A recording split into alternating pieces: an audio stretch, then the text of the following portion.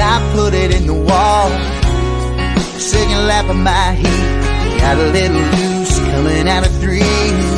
Got it all beat up and straightened out. The boys tell me that we're ready to run now.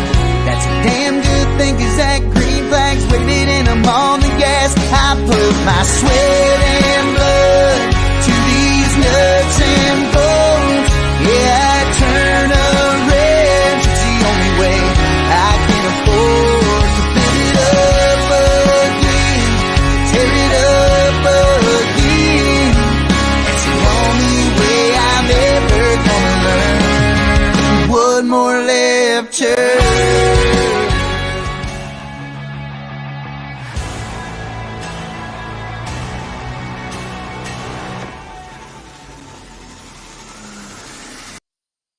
Hello, everybody, and welcome to yet another edition of the Inside Line presented by our great friends at Dirt Track Bank, Jay Burdick and Malvern Bank, helping us out as we work through here. So bear with us here. We're gonna get rolling here on these podcasts and do a lot of fun stuff here tonight. We're gonna bring on our great friend and always a welcome voice at many racetracks, Anthony Ainsle, to cover the turkey chase. We'll talk a little bit about some of the headlines in the racing world. Obviously, the Stock Car Crown Summer Series. Talk about some of the happenings there with the banquet coming up. Maybe a few sneak peeks of some of the schedule. Racers Winter Swap Meet, we'll touch base on that as well. So without further ado, we'll bring in our great friend Anthony Ainsle. Anthony, thanks for joining us here this evening, and another busy weekend you just wrapped up again. That's for sure. I mean, right now, I think I'm on at least a 2-week break until I head down to St. Louis for the Gateway Dirt Nationals. And then before then, I think 2 weeks later after that will be the last race of the year when we have the Nebraska Kart Shootout. But yeah, we wrapped up the turkey chase. That was another fantastic weekend of racing. Although Saturday, I mean, the racing was good on Saturday, but just the weather outside just really went south in a hurry. It made travel for, I think, a few of our race teams and some of our fans very difficult. But nevertheless, I mean, there was nonstop action everywhere we looked out there at the Lancaster Event Center. Anthony, we talk, you just got done with the turkey chase, and we know you from traveling on the road with SLMR and the Malvern Bank Sprint Car Series. How many nights of racing did you not only attend, but how many races did you announce? Jeez. I'm trying to think off the top of my head with the turkey chase weekend. I think we're at about 85, I think, or 86. That's just those are the ones that are, I think that I either worked or attended, not counting the rainouts. I think there's at least maybe 15 or 20 rainouts sprinkled throughout there. There were a couple at the beginning of the year, but oddly enough, for the Malvern Bank Super Late Model Series and the Holland with Hoker Trucking Super Late Model Series, I think we had about 45 or 46 nights of racing between both late model tours. I think we only had like 2 races that were officially canceled throughout that whole year. We had a couple of races moved back because of weather. I mean, we had a race at Stewart that got moved back. I think we had Corning moved back one of the shows out there. We had Marshalltown moved back a week.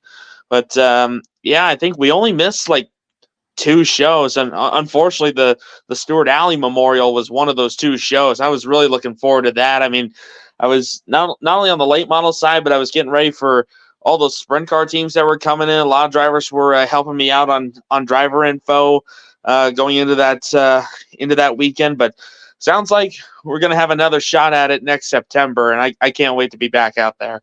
Yeah, Tyler Perry has done a great job in securing everything, not only for the first ever Stewart Alley Memorial Race, but still going to work on that and get another shot at it here.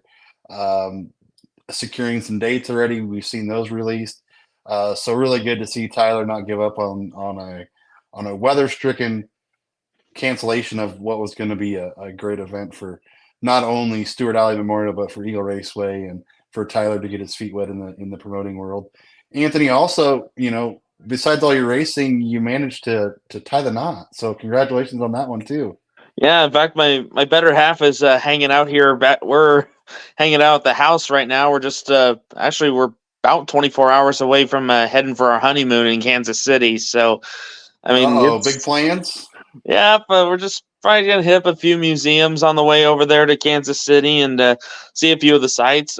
This is probably one of the few times I'm going to Kansas City not for racing, oddly enough, but yeah, I mean, we were able to tie the knot. We had a great ceremony on the first weekend of November. I mean, we had absolutely perfect weather for the outdoor ceremony. Had a lot of great friends and family. We had some members of the racing community out there as well, and I know we didn't quite get one of the race cars out there at the at the venue, but I think that was okay because that might have scared some of the younger kids that were at the ceremony. But nevertheless, I mean, Lydia's family had a great time. I had a great time. My family did as well, and it was just I told her going into this. Um, if she was gonna to be with me, she was gonna get a family that was bound to me by blood and by dirt. And sure enough, we got to invite both of them out there, and we had just such a great time on that November day, and that was a great time. That's super awesome, and many years of happiness to come for you guys. And Yep. Kansas City this time of year they have a lot going on. I think one of the soccer stadiums or something down by the speedway's got one of the biggest light shows that they've ever had Hey. down there. So Yeah, I mean, I um, think the hotel we're staying at is actually not too far from the Speedway. so perfect. Lots of There stuff you to go. happen down there. Although So the Chiefs are out of town, I think this weekend. uh, maybe it's a good thing and less Yeah, traffic in town that way. probably, Yeah, probably. that's something cool. Um, as always, the inside line is going to be interactive, and Tyler Barebo's already made some comments. Can't wait for 2024, Tyler. It's exciting to see what you guys are going to come out with for the 2024 season. Hopefully, we can get some races. See you around the state of Nebraska in that stock car again, and He's keep everything on the right and right there. definitely he was tough at McCool Junction and Lexington this year, so I'm expecting more good things to that team. Yeah, and I guess while we're on it, real quick here, Anthony, let's just talk a little bit about what we're seeing in the world of racing and Junction Motor Speedway. Delmer Friesen, after 20 years of promoting JMS, came out of their banquet a week and a half, 2 weeks ago, and said that he was going to retire and hang it up. So a huge void that's going to be right in the central Nebraska area. Absolutely, and I understand that. I mean, Delmer has been through quite a bit the last couple of years. Of course, having to Hmm. to deal with cancer, and then having to run multiple dealerships around the central Nebraska area, as well as trying to keep racing on the up and up at Junction. That is a tall order for anyone. Much less a racing family that has been very key in keeping a lot of these race teams active. Because I mean, after what was it, a few years after the Mid Nebraska Speedway in Doniphan closed down, a lot of those Hmm. teams were, I think, looking for another place to race, and Junction seemed to be the best fit for a lot of those drivers. And that's going to be a little bit tougher now since there's not too many places in the state that run on Saturday. I mean, Eagle is about an hour away from McCool Junction. Norfolk, which that's about a 2 or 3 hour hike for some of those drivers in south central Nebraska. Otherwise, you'd have to go clear out west to North Platte. Otherwise, you might have to venture down to Kansas or western Iowa for a couple of shows. I mean, I know I think Salina's not too far. Well, at least I think Salina runs on. I want to say they run on Friday nights, Yeah, but Salina's a yeah. Friday night deal. So Otherwise, they have to go down to Hayes or try over to Harlan on Saturday nights as well. But thankfully, the tracks are there's still a few choices, but they'd have to make a little bit longer track. But it's definitely been an honor to be a part of the history at Junction Motor Speedway. I got my announcing start at that racetrack when I was about 14 years old, back in what was it, I think 2009 or 2010 when I started there.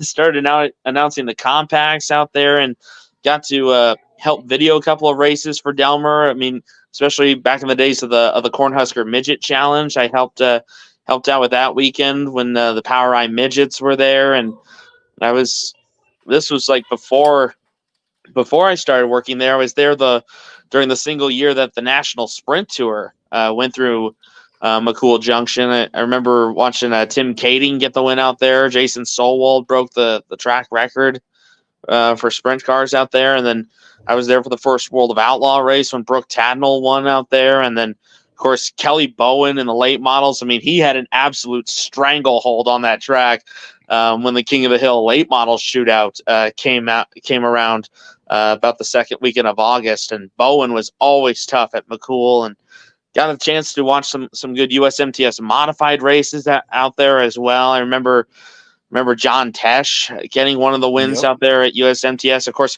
who could forget that battle? I think it was between, what was it? I think it's one of the best modified races I've seen out there was probably Johnny Sadoff and Jeremy Rasmussen. I think that went toe to toe in the modifieds back in the day. And I remember, what was it? Oh yeah, I mean, I still remember a bit of modified history out there at Junction Motor Speedway. I was there that night when Stacy Stava, I think, became the first female modified feature winner in the state of Nebraska. I mean, I was there when Stacy got her first win there, and just a lot of good memories out there in McCool Junction. I really, really hate to see it go because it's a very good facility. It's a super nice facility, a lot of history there. I guess we can say that it's on the market if somebody's looking to pick up a racetrack. It's definitely a racetrack that's got, like you said, Anthony, some of the best facilities around with a gift shop and state-of-the-art concession stands, and the upstairs press box is unbelievable. Yeah, it's got one of the best sound systems I've worked with. Granted, the booth is outdoors, but the sound you'll get through those speakers on the front stretch is it's second to none. It's not really a racetrack it's not exactly a fixer-upper that you need, but it's got a lot of good stuff up there. It's got indoor plumbing in the suites at the top of the grandstands there. The suites are very nice, give you a great view. Like I said, their gift store is climate controlled of all things. There's not too many gift stores that are like that. Like I said, great concession stand items as well. Yeah, there's a lot to like out there at McCool Junction. I hope someone can keep the tradition going.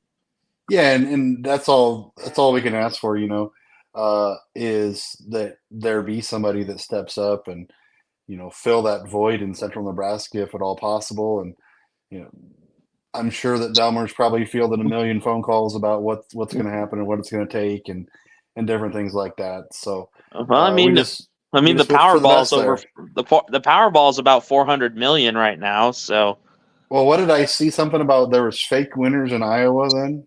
Yeah, I think so. And I mean, there was, what was it? The Powerball was over $1 billion when the last couple of days when I-80 Speedway was about to go up, and I was telling Lydia, like, you realize if we win, first thing that people are wanting us to do is to buy the racetrack and keep it going.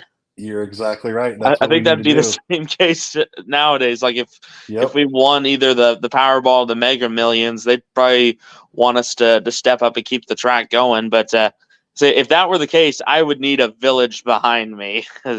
But I mean, that goes back to everything that's in the racing world we talk about all the time is, the racing community is so tight and it's great folks. And so, it's one of those things that, that if somebody would step up, Anthony, even if it's, freshly Absolutely. married Anthony Ainsle from the announcer stand steps up to buy a racetrack, there's going to be a line of troops behind you ready to fight. So definitely, I would love to see it. Like, as the old saying goes, it takes a village to raise a child, and it takes one to run a racetrack, no matter how big or small or what kind you have.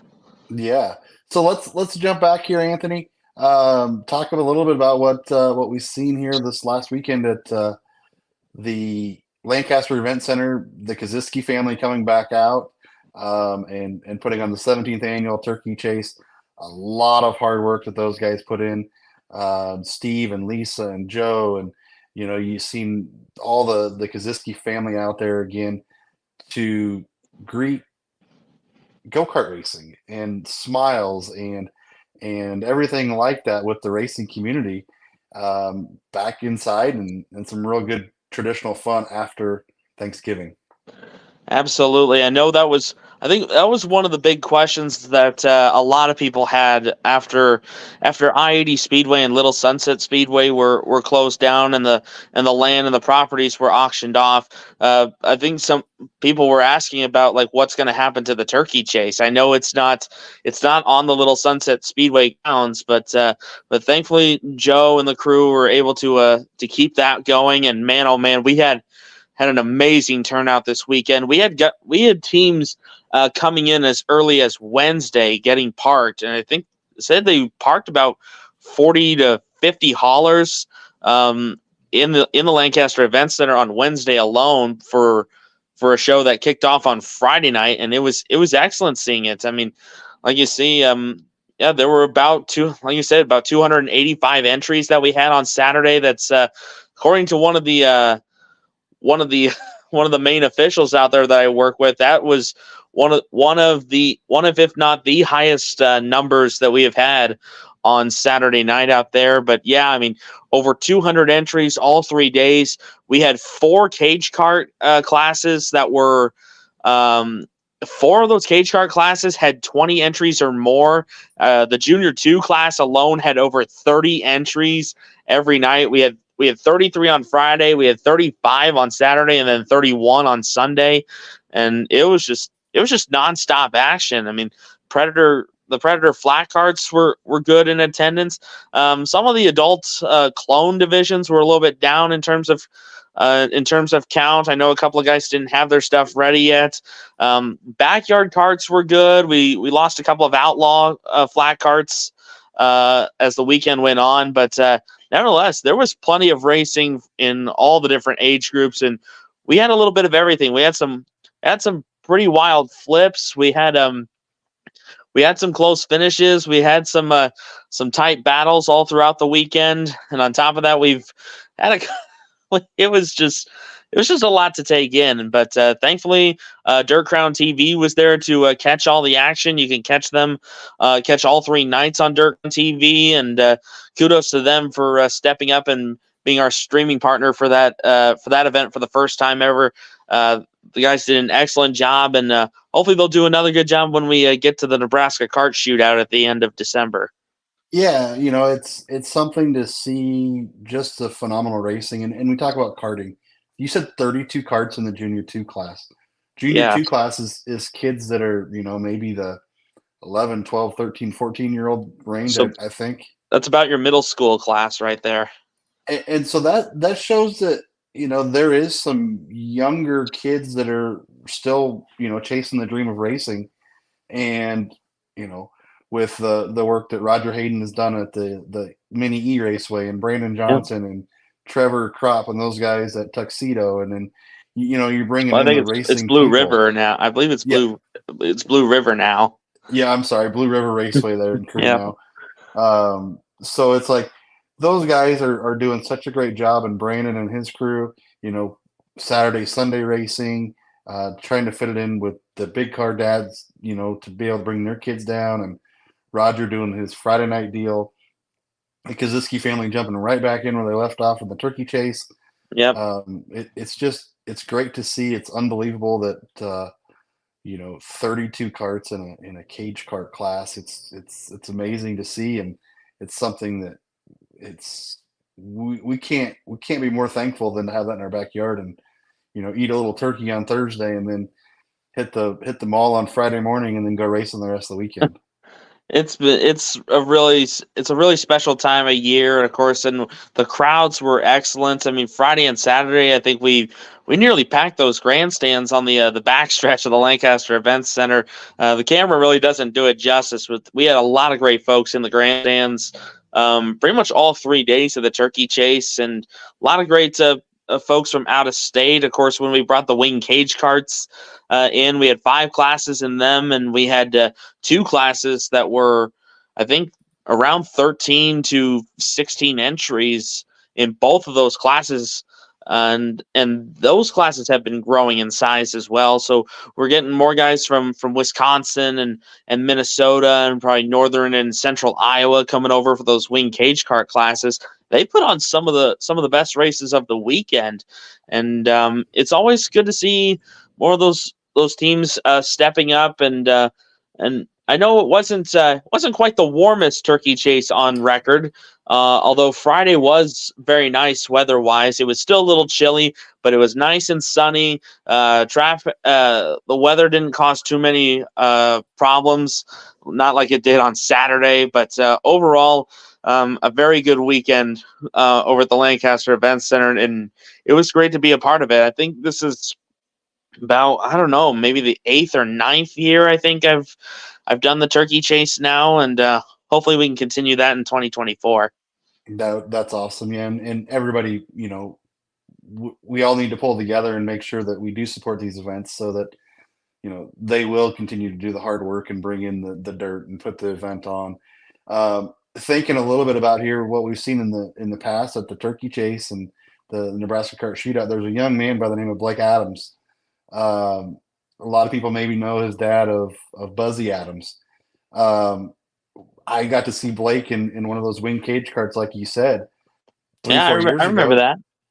And Blake, a month and a half ago, I'm at the Wissota 100 in Fergus Falls, Minnesota, and Blake declines a transfer spot into what is Wissota's biggest race in a B mod, and his dad was a little upset with him, and Blake said, "No, I can do better," and ends up putting it on the front row for the biggest race in the Wissota country just a few nights later, and so it's crazy to see the young that get started out there, and you can name drop some really big guys that we see on all kinds of touring series that are known to be at that indoor go-kart race, whether it be turkey chase or the Nebraska Cart Shootout, which is coming up here in a few weeks. So great racing there, and very exciting stuff to come. I feel with keeping that going. Definitely, and like I said, I mean this is probably about almost the slowest part of my season right now, because now that the cart shootout is in the books, like I mentioned, Lydia and I have the honeymoon coming up in Kansas City. I chose this year to skip the PRI weekend. I was a little bummed on making that decision because I know they were doing an electric kart racing event in Lucas Oil Stadium this year. I am just a little bummed that I'm going to miss that, but with all the happenings that we had, I mean, we've been spending the last year and a half getting a wedding around and ready to go, and I think that took a lot of steam out of both of us at the tail end of this year. But then we're going to turn right back around, get ready for the Dome, hopefully have a nice Christmas holiday, and then get ready for the cart shootout. And before then, we'll be getting into banquet season. We'll be getting into the swap meet season. I'm going to see if I can make it out to the Columbus swap meet. I always enjoy that day as well. That's where I get a lot of schedules for the weekly class, a lot of the weekly tricks. And by that time, hopefully a lot of our touring schedule stuff is done already. I know I've got some, I know I have some early dates for the Malvern Bank 360 Sprint Cars and the Malvern Bank Super Late Models West Series and the Holland with Hoker Trucking East Series. Still waiting on that stock car crown schedule. I know I'm planning on hitting up as many of those as possible, and hopefully get to work with you guys a few more times. That was fun trying to come down to what was it that we had the Elting Memorial at Deschler on Sunday, and then Monday trying to head down to the race at Kansas. Unfortunately, we got rained out, but thankfully we were able to move some T-shirts while that rain delay was going on. That was kind of fun. Yeah, it's a lot of fun. That's one thing, you talk about PRI, and it's a busy time of year for that, and we'll take off. I guess I take off Monday morning and jump on an airplane, jump out there, and it'll be great to see some great folks out there. And you mentioned banquet season, the Stock Car Crown Summer Series Banquet presented by Mel Hambleton Racing. East and West, we're going to bring you all over to the wonderful city of Columbus, Nebraska, January 19th, Anthony, I hope you're there. You and Lydia on Friday night. I think you guys are probably at the SLMR banquet, right? I don't know. Like I said, Joe hasn't pitched me the date yet, Okay. but Okay. I know he's plan. I know that that day, whenever it may come, I think we're planning on doing. From what he did tell me, we're going to do both the late model tours for their awards.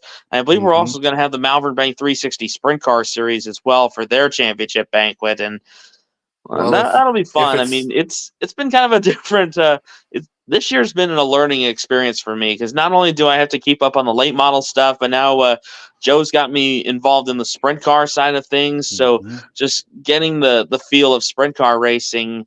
I mean, I don't have too many sprint car calls to my resume right now. Although I do have a couple here and there, whether it be at Columbus or I think maybe one or two at I-80. I called the last race at another track that's gone, the Butler County Speedway in Rising City. Mhm. I think their last race had a 360 sprint car show. I was part of Mhm. that deal, and then getting to call races up at Off Road in Norfolk, and then Harlan, and a couple of other places throughout the year. I can't wait to get back out there. But first things first, we need to see where we're going next. Right. Yeah. So you're gonna be more than welcome. Friday, January 19th at our banquet. You guys come up if Joe's banquet isn't going on. We're gonna be busy that weekend. Oh yeah, Not only is our banquet that night, we did throw in the first ever Dirt Crown stock car chassis school. yeah, I We saw that. brought in some hitters there with uh, Believe you had Mike Mike Nichols, Nichols. I think you got my supervisor on there as well. Kyle Vanover. Yeah, Kyle Vanover. Yep. Kyle's a competitor that's been, super. I guess he's pushed for us for a long time with the stock car series, and Yeah, I last mean, year last he's year the a, Mulligan bit Kyle. He was the guy who had the most points, but the way we ran it with the Mulligan last year, that Mulligan came back to bite Kyle in the butt just a little bit, unfortunately. So he didn't win the championship last year, coming home in second, and again running real strong. And besides Mike and Kyle, we talk about Mike Nichols just briefly here. You guys done something like 12 IMCA national championships yep. or something, and It is now. 684 feature wins, and he knows his way around a stock car, I think. But Mike Nichols is on board, and then there's this other guy. I don't know if anybody's ever heard of Kelly Shyrock There you go. from Fertile, Iowa. I say Uh, that's mainly a name you think of in terms of modifieds, but yeah, Kelly's been getting into the stock car scene of things, and you're up in northwestern Iowa, around Hancock County and Kossuth County. mhm. Kelly's up there, and I want to say, like, I think when we had the Malvern Bank series up there for our race, I want to say Kelly I think maybe won the stock car feature that night, or either Mhm. that, or he might have. I think he won the stock car and the modified feature that night. I think he brought both cars up, and but Kelly did an excellent job. I know I've gone to the first USMTS race I ever watched. Kelly won that, and that was in the early to mid 2000s when Kelly was becoming Mr. Nine Time over there with the USMTS series. Yeah, Kelly. He's got a few laps and a few wins, and a little prestigious guy. He did pick up one of the neon signs this year in the stock car at Spencer, Iowa. Really kind of a cool deal to see somebody that was so emotional about a win. But Kelly picked up a win there at Spencer. Besides those three guys, Nick Ballman from Hoosier Great Plains Mount Humpleton Racing, one of your Hoosier tire experts, he'll be there. Zach Woods is going to come in from Speedway Racing Engines. Just trying to give these guys in the stock car series and really any stock car, or we've had some guys express some interest from Kansas to South Dakota to Wisconsin to Iowa. They're kind of all over right now, and obviously there's Nebraska guys that are interested, and if anybody knows Dirt Crown, it's not going to be you come and you sit down on the table and you go home with nothing. It's we're gonna get a great table put together with many giveaways from our supporters and the guys that are coming to learn to make their programs better. We want to reward them. So we're going to tie it together with our banquet. We're going to tie it together with another little thing that you mentioned here earlier, Anthony. Yeah. Um, Yep. the Racers Winter Swap Meet, same weekend, January 20th. So we'll do the setup on the 19th. We encourage anybody who wants to come with the chassis school. If you guys want to come on Thursday night, we're more than willing to work with you. If you want to set up your booth then, if you want to do it Saturday morning quick, we're going to work around guys and try to allow them to not only learn and enjoy the banquet, but also attend and buy any goodies that they do find at the Racers Winter Swap Meet. Good to see Mr. RS Customs, Paul. Maybe we'll see you next week at PRI again. We'll go to the go-karts and see which one of us fat guys can hang on long enough to make it up the hill a couple times. But Paul's already signed on RS Customs. Last year they had a medieval car with a hobby stock and a sport mod of Kyle Ord there. A great line of Zamp helmets that Paul had great sales on.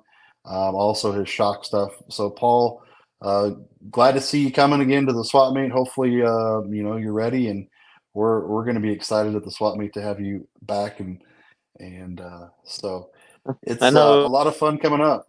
Yeah, it was a good time last year, and I know I got to talk with a few of the other guys on, I believe the Front Stretch podcast. Got to talk with Yep. Dan and James a little bit on the upcoming season, and then of course that's where I get a lot of the copies for a lot of the other seasons. Like Dawson County, like US 30, Boone County, Stewart, Off Road. I mean, all those racetracks have their first drafts of their schedules during that swap meet. So definitely a very important day in terms of building your calendars and getting your schedules aligned so you can get ready for the upcoming season. That's always a very important day.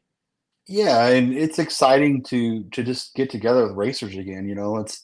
We all kind of go away from each other for a couple months and spend some family time Yep. together, and do crazy things like you get married and I got married in December, so it's like we kind of spend a little bit of time away from the racetrack, and then come January we're all itching to get back together, and it's kind of the first little hoorah of the year to Yep. get back together and get everybody excited. And It's a nice way to break the cabin fever until we get after the start of the NASCAR season in mid-February, and then everyone tries to do about 3 or 4 months worth of work in about half a month before the spring nationals get around.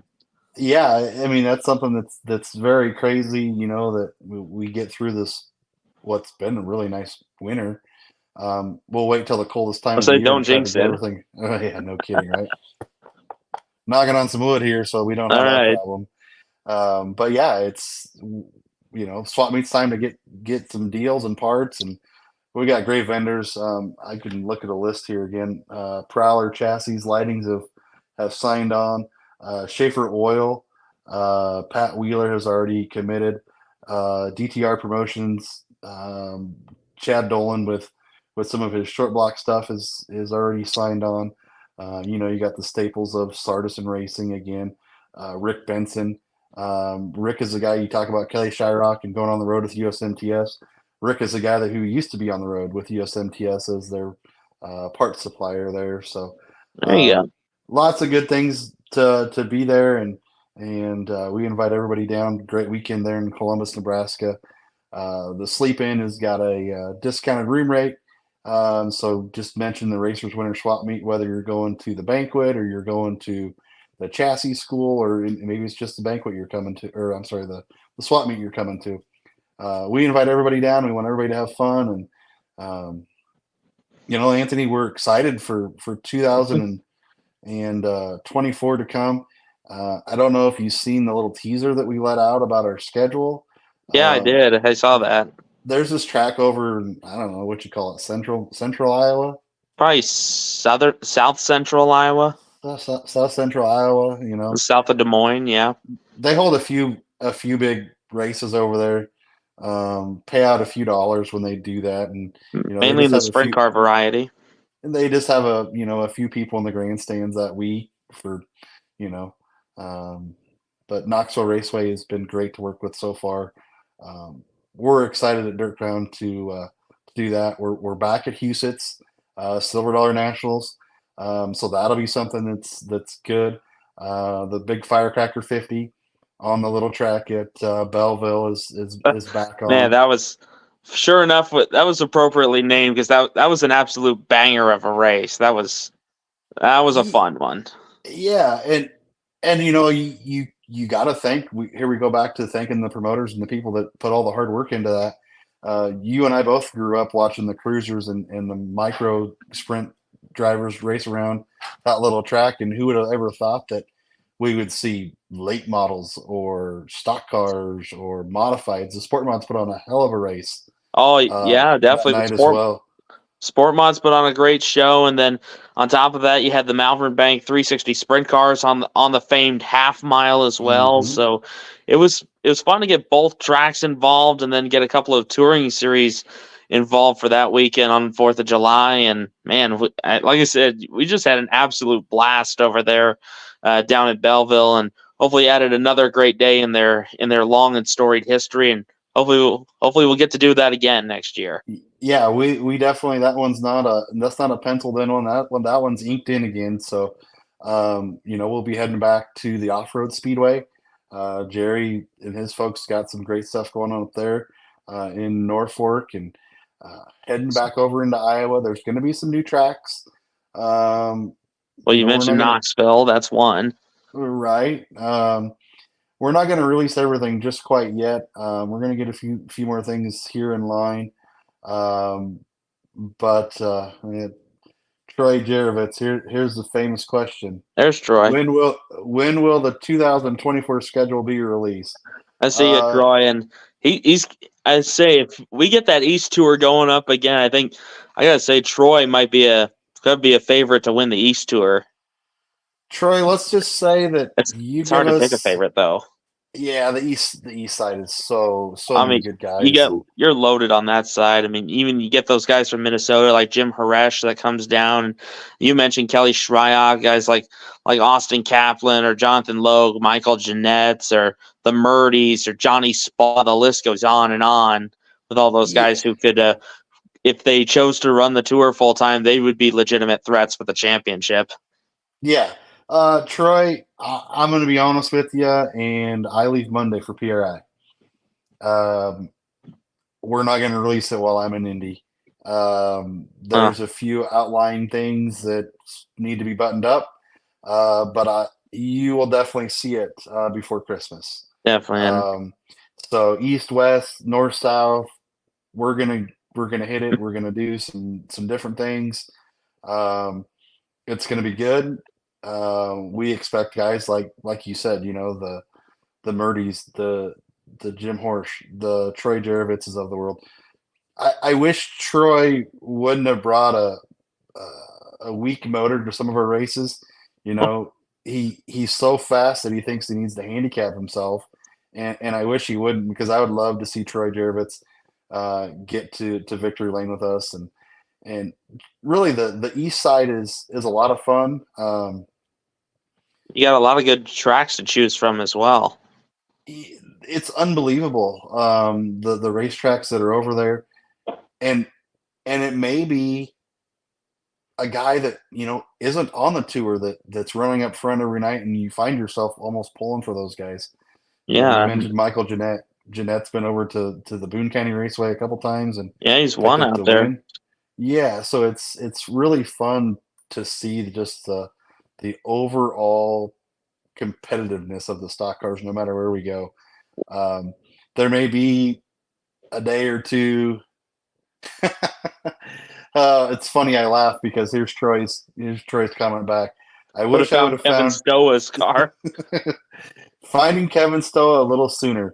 Well, Troy, there you go. I think you got the secret under the hood now, and we look for good things out of your team. One, anytime you pull in the gate. So I think one of the tracks I'm kind of interested in. I'll have to see if hopefully they'll make the schedule again, but we'll see if Davenport Speedway makes it on. I mean, with Ricky Kai stepping down as promoter of the Davenport Speedway, and now one of their stock car drivers, Jeff Struck Jr., I believe, has stepped up as promoter of that speedway for 2024. We'll have to see what that schedule is going to look like, and I know that doesn't just affect the stock car crown stuff, but that affects the Holland with Hoker Trucking Super Late Model Tour, because the last couple of years we've had either one to as many as 3 races over there at Davenport. So it'll be interesting to see what their schedule is going to look like, and where they put us on that schedule. Hopefully we can make it on. yeah, and I can say for sure that Davenport won't be on the schedule. It sounds like they're going to maybe move away from the stock cars for a little bit this season. Troy, let's get a neon light. We got some exciting things for the banquet with some of the neon light stuff. So guys that have chased the points for a while are going to get to see a little bit different light stuff there. I still want to see it. You know, Sacco, he caught me at the national banquet last weekend, and he said he's got his hung up over his pool table in his basement. There you go. I don't know if I believe him because he hasn't sent a picture yet, but it's great to see, you know, Jake Sacco get one. They're cool lights. You know, that's one of the things that Rob and myself have kind of set out for, that we want a unique trophy.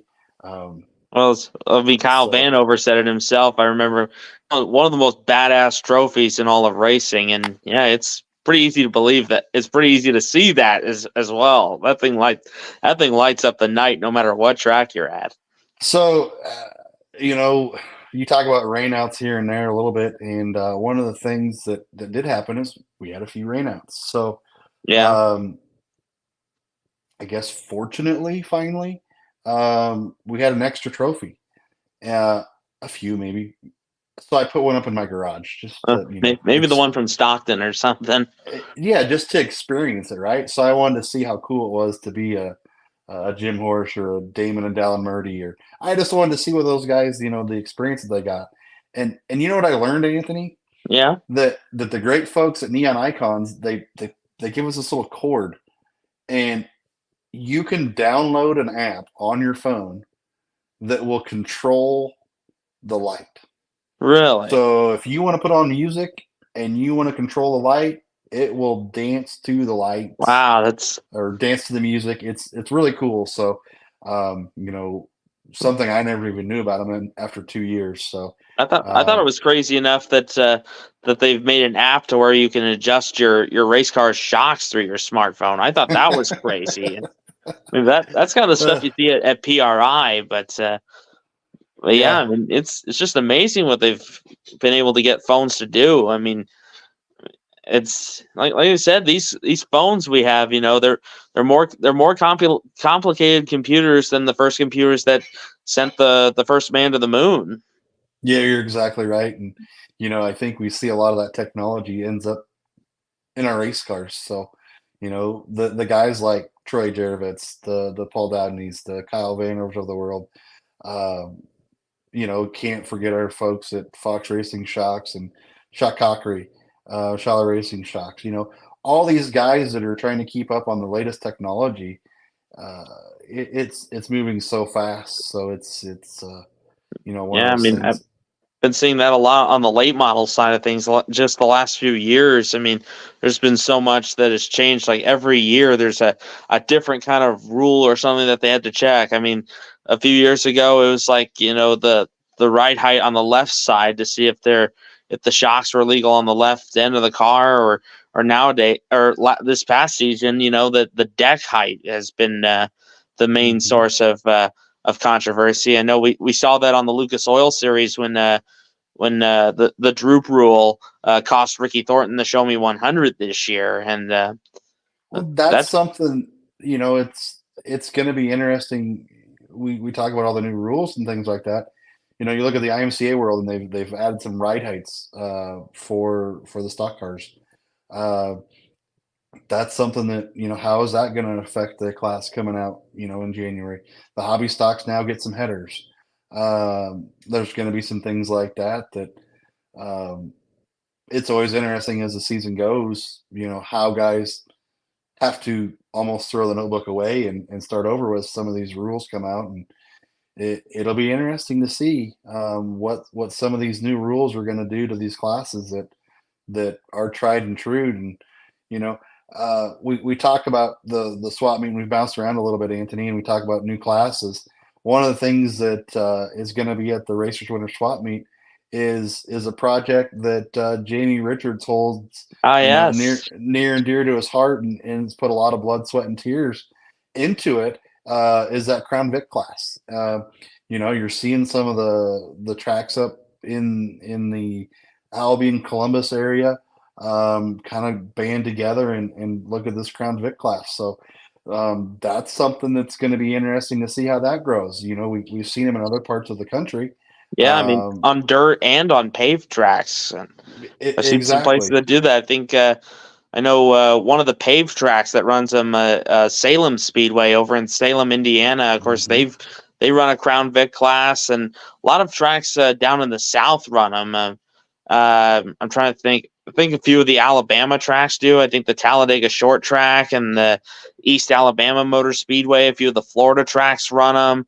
I think there may be a couple of Georgia and North Carolina tracks that run them as well. But just like, yeah, it's kind of a used police car Hmm. or it's like, I think there's a brand of Lincolns that you can run.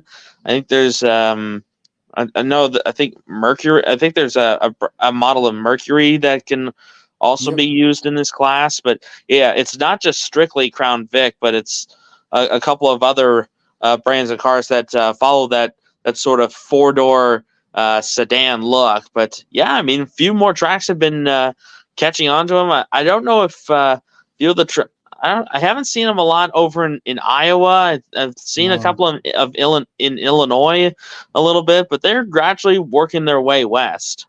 Yeah. It's just another thing that shows that there's a group of people that are seeing that we have to do something to make sure that racing is going to continue. I One of mean, the things that we saw this off season already is Joe Bellum, the old Blood, Sweat, and Tears modified tour promoter. He picked up the North Platte Lincoln County Raceway. So new yeah, promoter out there.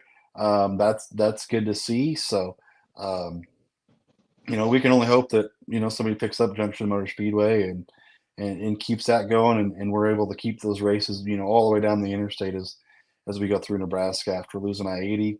Um, yeah. I Tommy know there. Denton's going to be back at Beatrice again. I expect that schedule to be out soon, and some really good I know. things going on there. I know. I was listening to was a couple weeks ago. I was listening to Tommy Denton. He was on was it the Front Stretch podcast talking Yep. about the upcoming schedule. Sounds like potentially they're going to have the Malvern Bank Super Late models back on their schedule. I think they're planning on the Malvern Bank 360 Sprint Car Series being back at Beatrice as well. That was a wild race we had over there for the championship feature at Yeah. Beatrice Speedway, and it was a great way to finish off the inaugural year. The late models had an excellent race that the first time around back in June. It was fun to see those. That was only the first time in 10 years that series had been on that track, and those drivers looked like they hadn't missed a beat. We had a couple of guys that really surprised me. Derek Stewart, who's run both tours this year, I believe had never been to Beatrice Speedway before, ran second in that feature. Of course, Andrew Kaziski ended up winning that race. And yeah, a couple of drivers surprised me that night, and hopefully those drivers will get another chance at it. Yeah. You can't thank Tommy and those guys enough for what they've done down there. His whole group, from Walters and those guys doing the track prep and bringing in dirt this last off season, and just trying to keep Beatrice Speedway what it is. There's a ton of people behind the scenes that we don't even know about that are working on stuff, and the great sponsors behind them. And it's good to see Tommy, doing good down there. And I think that's probably where Nebraska will probably be able to kick off the racing again is with the Spring Nationals. Yeah, And it'll then be go here from before you there. know it. You're exactly right. And like we've said, we're kind of spoiled with the weather right now. So hopefully we can keep that going. Anthony, I'm going to say that we're going to maybe call her a night here. We do want to make sure, and Anthony, you're more than welcome to jump on here any night that you want to. The great knowledge that you bring and the experience, whether it be at the racetrack or what you've learned from being at the racetrack or the races you've called, you're always more than welcome to be on here. And we want to make this a bigger deal here. Uh-oh. Here's one of your boys from Yeah, Junction Motor AJJ. Speedway. Yeah, I was JJ. gonna say, but thanks for bringing the kart model out again. Unfortunately, lost a couple of pieces during the backyard features, but yeah, we're doing all right now, and just missing the Let's dirt track, just missing the let's talk racing a right now. let's talk a second here, Anthony. You bring up What? this backyard cart thing, and Yeah. JJ's one of the guys that the originally kind of, I don't know if it's a grudge match, but you get Brandon Johnson. So let's name some of the guys that race the backyard carts. You have Doug and Darren Adamy, Yep.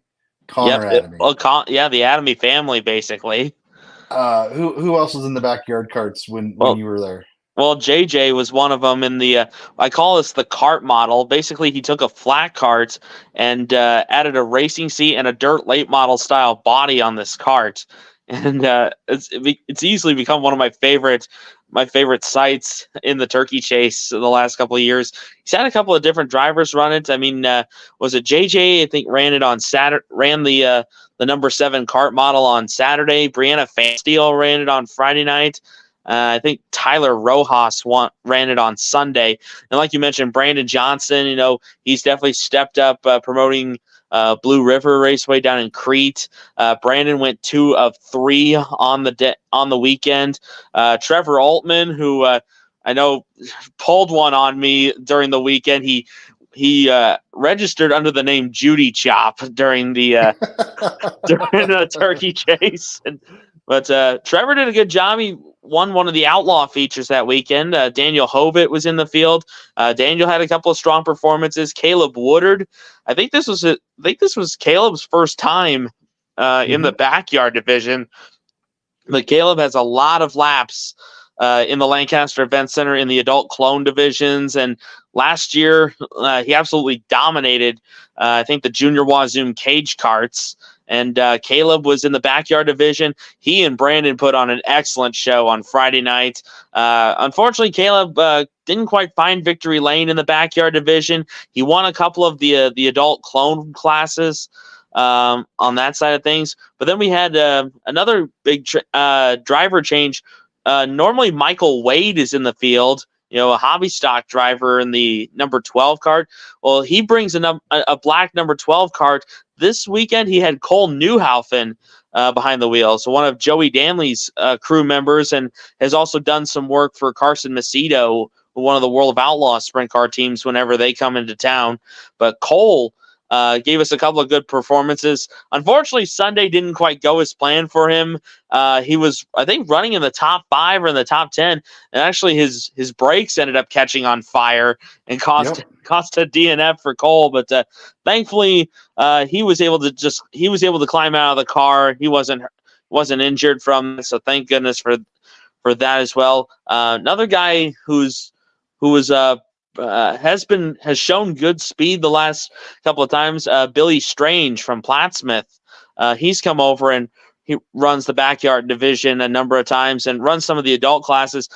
Billy's usually in the threat in contention to win just about every time we bring the backyard flat carts out there. I don't know what happened there, but that team just didn't seem to have the speed that I've seen him have the last couple of seasons. But Billy had a couple of good performances throughout the weekend. Didn't find victory lane this year for the turkey chase. But hopefully when we get to the cart shootout and hopefully to next year's turkey chase, that Billy will come back stronger than ever. But yeah, it's such a very colorful group of guys that race with guys and gals, I should say, that race with us. I forgot to mention Don Rasmussen as well. Don from Omaha, who brings in one of the wedge flat carts. Don was with us, I think, on Saturday and Sunday, and Don actually he took a pretty big spill during the Sunday feature. Thankfully, he was able to climb out of the cart, but I just hate to see one of those wedge-looking carts just go up and over. But like I said, thankfully Don was able to walk away from the wreck. But yeah, I mean, Yeah. it's a fun class. Lot of noise for those who like the big rumble of the engines. The backyard flat carts are your one to go. Some of the higher speeds in terms of flat carts, you're looking at about low 9-second, potentially 8-second lap times around the Lancaster Event Center. But it's a very fun class. We had about 15 to 16 of them all throughout the weekend, and they provided some great entertainment for us over there. Great entertainment, and it's a lot of racers that you'll see on a Friday, Saturday, Sunday night in a big car. And, it's their off-season therapy, I think. So, Kind of JJ, helps thanks keep for joining us here. We can't wait to see you at the shootout. Um, it'll be fun, that's for sure.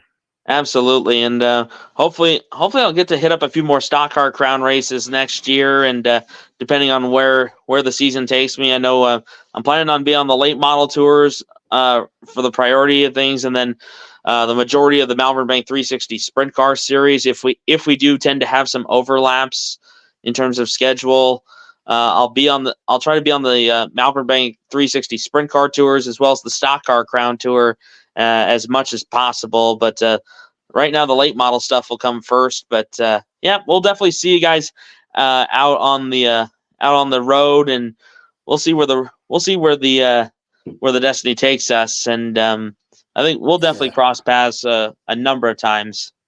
definitely, and definitely keep in mind, guys, that the great folks at Dirt Track Bank have allowed us to do this podcast of the Inside Line, and we're going to see it come back this winter a little bit stronger than what it's been during the race season. It's just everything gets so busy with everybody going in different directions, and so uh, Anthony, thanks for joining me here tonight. We still don't know where Rob or Ryan are. Ryan's been MIA for quite some time, so hopefully somebody can help us find those guys. We can get them back on the show with us one of these days. But Maybe need to ask the twins or something. yeah, something like that. Somebody's keeping Ryan hostage and busy, I think. But Yeah, we can't thank Ryan and his help. Ryan is such a behind the scenes guy who makes this happen, and we kid and we joke and we make fun of Ryan all the time, but honestly, Ryan is the guy who makes this all happen. So not to can't thank him mention enough. Can't Not to thank mention how Rob. much life he gives to the Tanner Pelster Memorial the last couple of times that we've had that race. Yes, exactly. Ryan is the guy you catch at any racetrack.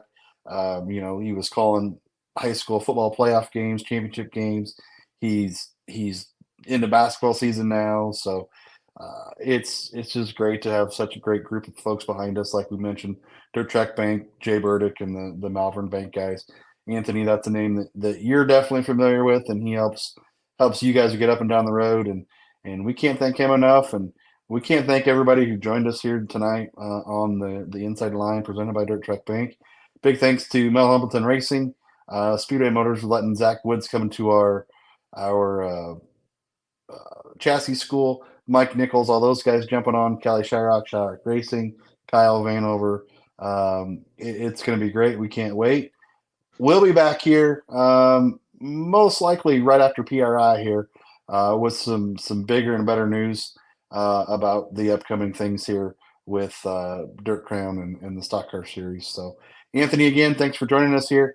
We can't thank everybody enough for their time here, and hopefully everybody has a safe weekend. And if you're going to be at PRI, stop by and say hello. 3701 is where you'll find me all week long, and it'll be a great time. Thanks again.